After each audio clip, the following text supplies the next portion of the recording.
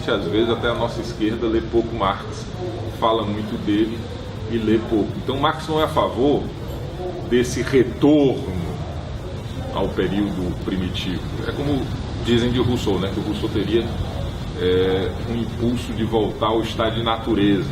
Voltaire até o ironizava, né, que quando lia Rousseau tinha vontade de andar de 4 patas. Na verdade, Rousseau nunca disse isso, pelo contrário. Rousseau disse o contrário, né? Que a perda dessa inocência na transição para o Estado social coloca como um desafio a ideia da repactuação da sociedade. Então não é um retorno a um período primitivo, é a constituição de uma nova identidade civil que se forja, que deve se forjar, que ele coloca como um terceiro momento, um momento a ser buscado, poderíamos dizer assim, como um momento utópico, né? Então Marx em nenhum momento pode ser reduzido a uma certa visão de um materialismo crasso, que eu acho que é o que muita gente tem, uma visão quase, digamos, aqueles livrinhos que na época da antiga União Soviética tinha muito, né? Você pegava aqueles manuais e tinha lá o materialismo versus o idealismo. Então, ser marxista era defender o materialismo, era ser necessariamente ateu, era ser contrário ao sentido de uma individualidade autônoma, né? Era defender um conjunto de referências que eram vistas como dogmáticas, fechadas, né? Que alguns chamam de diamante, né? A visão quase metafísica do que seria o comunismo, ao contrário do que o Vitor disse, que identifica o comunismo em Marx com a ideia do movimento, é exatamente a negação do movimento. É o que o Leandro Conde, na tese de doutorado dele, chama de derrota da dialética. Não é dialética. Você tem uma ideia fixa, a priórica do que seria o comunismo, e tem que a sociedade caber dentro daquelas leis inexoráveis, dentro daquelas leis férreas da história. Isso é absolutamente em desacordo com a tradição marxiana, com a tradição de um marxismo, digamos, que eu considero mais coerente, né? Com os textos do Marx, com os textos de alguém que era profundamente conhecedor da filosofia, profundamente embebido dos conceitos de Hegel e profundamente aberto a essa dimensão instituinte da realidade, né, que o Vitor aqui tanto destacou, né? Quer dizer, quem lê, por exemplo, os manuscritos econômicos e filosóficos do Marx, por exemplo, vê isso claramente, né? Como ele coloca a ênfase na dimensão humanista, por exemplo, quando ele fala da questão do desenvolvimento dos 5 sentidos, né? Quer dizer, ele compreende a ideia do comunismo, uma ideia de reapropriação daquele que está alienado. O que caracteriza o capitalismo não é o fato de que nós temos acesso à nossa individualidade, porque a propriedade privada presumidamente asseguraria isso. É exatamente o contrário. A propriedade privada para o Marx é o estranhamento daquilo que nós produzimos, né? Então ele separa, ele demarca muito claramente que propriedade não significa apropriação das coisas. Você pode se apropriar das coisas sem ser proprietário delas, né? Que é um conceito que muitas vezes nós não temos. A gente só pode ter acesso à cultura se eu tiver livros, eu só posso ter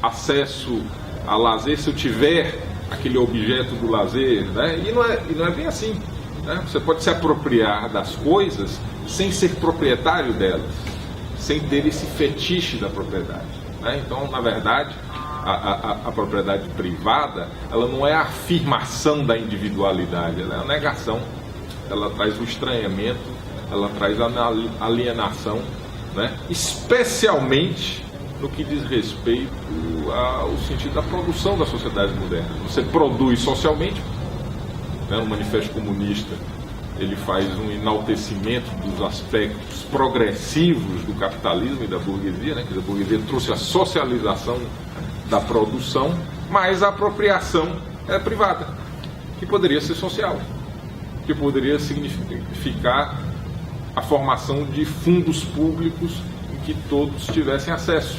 Não, mas ela vai para uma classe minoritário que até pode trabalhar, se bem que hoje, com a revolução dos gerentes do capitalismo, quem trabalha geralmente nas grandes empresas não é o dono, né? É o gerente. Mas digamos que fosse o dono que trabalhasse, que desenvolvesse uma atividade produtiva. Mas essa atividade produtiva não justifica que ele tenha os privilégios que tem, que ele tenha os ganhos que tem. Então seria perfeitamente possível que nós tivéssemos uma outra sociedade em que houvesse uma distribuição desses bens de maneira mais equitativa, né? Quer dizer, agora, a distribuição desses bens só se resolve se nós também discutirmos a distribuição dos meios de produção que são anteriores à distribuição dos bens, né? Uma das críticas que o Marx faz no programa de Gotha é exatamente essa ideia contida no socialismo de tom reformista, né, de La Salle e de outros, de que você pode criar o socialismo só através da via distributiva. Você só pode criar uma sociedade comunista, uma sociedade socialista, para Marx são termos que se equivalem, né? Apesar de no diamante soviético de cunho stalinista ter se criado um fosso pronunciado entre os dois momentos, né? Socialismo pertence a uma fase, comunismo pertence a outra. Então você tem ali uma visão quase escolástica do processo de desenvolvimento histórico, né? Mas na visão de Marx, ou na visão do profundo Marx, não do Marx dos manuais, não do Marx que é objeto dessa escolástica que ocorreu com ele, que acontece com vários pensadores, né? Muitas vezes nós não nos apropriamos dele, nós nos apropriamos do que os outros dizem, né? Tem aquelas coleções, Maquiavel em 5 minutos, Hegel em 10, né? Marx, são cheiros de Marx, né? São flagrâncias, e muitas vezes flagrâncias enganosas, né? Então é importante que a gente leia primeiro o autor na fonte, né? E segundo, que nós tentemos nos apropriar do que há de mais profundo desses autores, né? Então Marx ele não traça rotas esquemáticas, ele não tenta criar um elemento positivista, apesar de, como diz o Gramsci, como homem do seu tempo, Marx tinha incrustações positivistas, né?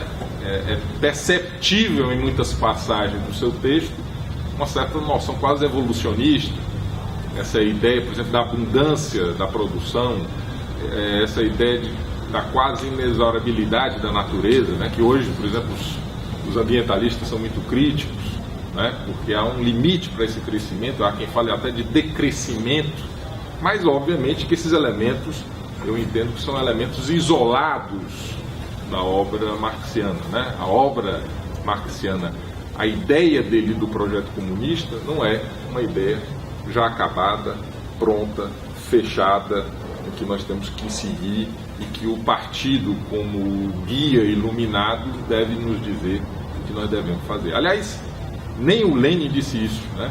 É outro autor injustiçado, porque mal lido, né? As pessoas não leem o que dizem dele.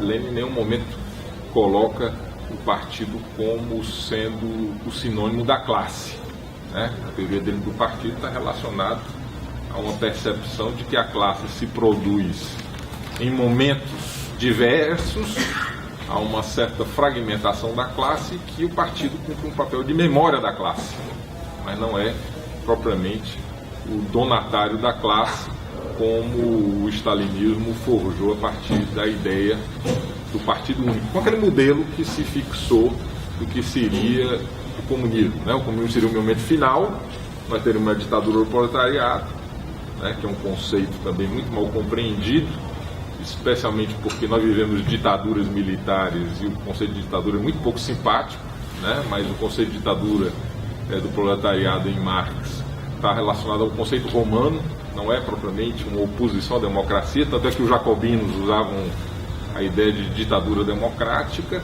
né? É simplesmente a ideia de um momento de excepção. Só que na tradição stalinista, na tradição soviética stalinizada, isso se fixou de uma maneira dogmática, né? Ditadura do proletariado é um momento de supressão dos partidos, de supressão, digamos, desse pluralismo partidário em nome do caminho, da chave da ciência, da história, né? Que o proletariado monopoliza, né? Então isso foi muito mal à ideia comunista, isso fez muito mal ao debate. Como é que você vai debater um projeto comunista numa sociedade em que as pessoas querem afirmar sua autonomia, querem ter... Eu teria imensa dificuldade em viver numa sociedade em que, se eu dissesse alguma coisa que fosse fora do cânone oficial, eu poderia ser preso, eu poderia ir para um gulag, eu poderia desaparecer, né? Quer dizer, quando Marx reivindicava o comunismo, ele não reivindicava uma sociedade aquém do capitalismo, uma sociedade, como ele mesmo ironizava, não era um comunismo de formigas, não era uma sociedade da uniformidade, pelo contrário, é uma sociedade que elevaria essa individualidade a um nível desconhecido, porque exatamente o que caracteriza o capitalismo é a dominação sobre o indivíduo. Há um autor, que eu não sei se vocês já leram, que eu gosto muito, que foi um pouco esquecido, que é o Herbert Marcuse, né? O Marcuse fala muito disso, dos aparatos privados de dominação. O liberalismo é muito bom e trouxe consideráveis contribuições para a ideia de Estado de Direito, constitucionalismo, para pensar a ideia do controle de constitucionalidade, para pensar a ideia da separação dos poderes, mas o liberalismo ele se preocupa muito com o Estado como ameaça aos indivíduos, né? Agora, quando a ameaça